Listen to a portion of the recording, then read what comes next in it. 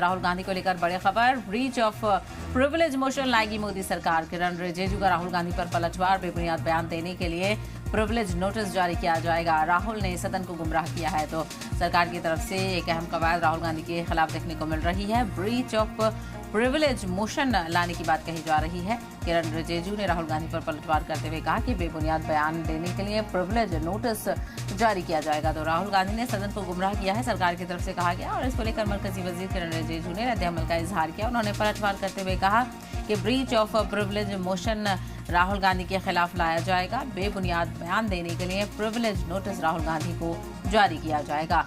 तो राहुल गांधी की तरफ से जो बयान दिए गए हैं और खास करके जो 4 स्टार्स ऑफ डेस्टिनी बुक को लेकर खासा तनाज़ा देखने को मिल रहा था, उसको लेकर अब कहा जा रहा है। और उसके अलावा भी जो बयानबाजी की गई है उस पर कहा जा रहा है कि राहुल ने सदन को गुमराह किया है। बेबुनियाद बयान देने के लिए प्रिविलेज नोटिस राहुल गांधी को दिया जाएगा। तो ब्रीच ऑफ प्रिविलेज मोशन लाएगी मोदी सरकार।